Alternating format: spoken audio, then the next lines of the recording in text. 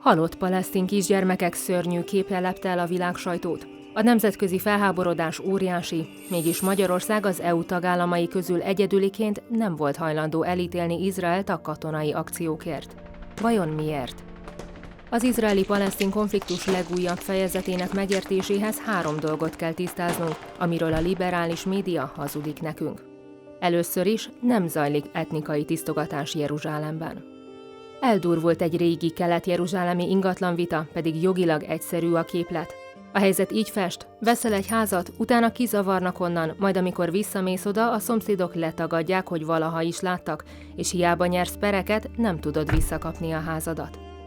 A Sheikh Jarrah nevű városrészben a kérdéses ingatlanokat bizonyítottan még a 19. század végén vásárolták meg zsidók. Az űr akkor kezdődött, amikor arab seregek lerohanták Izraelt 1948-ban, és a zsidó lakosokat erőszakkal kitelepítették az óváros környékéről. A jordán hatóságok haszonbérbe adták az ingatlanokat 28 arab családnak, de a tulajdonjogot nem ruházták át. 1967-ben újabb háború tört ki, Izrael sok területet szerzett, biztosította a kitelepített zsidók visszatérési jogát, de védett lakos státuszt adott az araboknak, amíg bért fizetnek, maradhatnak. Az itt maradt arab családok azonban máig nem hajlandók erre, és engedély nélküli átalakításokat is végeztek, ezért merült föl a kilakoltatás lehetősége. Másrészről a palesztinokat saját terrorszervezeteik nyomják el. Régóta nagy a nyomás Izraelen, hogy adjon föl területeket a békéért cserébe. Ezt 2005-ben meg is tette, kivonult a gázai övezetből. A következmény, a palesztin parlamenti választásokon a Hamasz átvette az uralmat, gyorsan felfüggesztették a parlamentet és felszámolták a demokráciát. A Hamasz főleg iráni támogatással fegyverkezik. Olyan veszélyt jelent, hogy nem csak Izrael, hanem a muszlim Egyiptom is katonai blokkád alatt tartja az övezetet.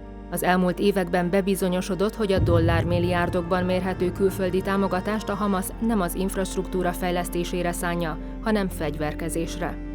A szervezet terrorista jellegét leginkább az mutatja, hogy válogatás nélkül veszi célba az izraeli zsidó és arab lakosságot, több tízezres rakéta arzenáját évről évre beveti a zsidók ellen, miközben saját lakosságát élő pajzsként használja.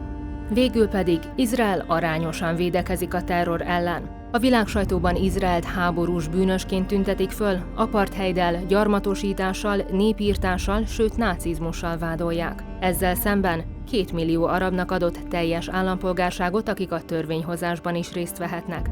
A hadsereg mindig előrejelzi az ellenfél civil lakosságának hol és mikor fog támadni.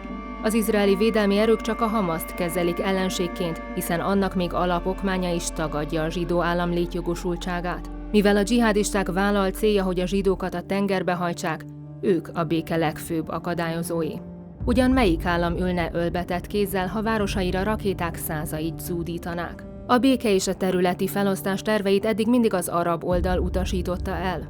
Izrael sosem kezdeményezett összecsapást a palesztinokkal. Mindig úgy kezdődik, hogy Izrael visszaüt, tartja a helyi mondás.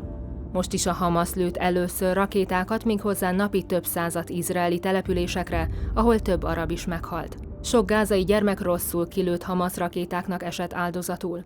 A vaskupola rendszernek köszönhetően van sokkal kevesebb izraeli áldozat, és rengeteg óvóhely is védi a lakosokat.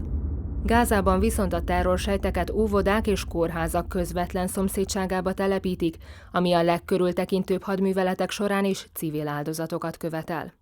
Nem születhet megoldás erre a helyzetre, amíg egy demokratikus államot egy lapon kezelnek egy terrorszervezettel. A Hamasz egyik alapítójának a fia, aki hátat fordított a terrorszervezetnek, azt mondta, a palesztinok jobban gyűlölik a zsidókat, mint amennyire a saját gyerekeiket szeretik. Nem lehet béke, amíg ez nem változik. Ha tetszett a videó, iratkozz fel az Axioma YouTube csatornájára.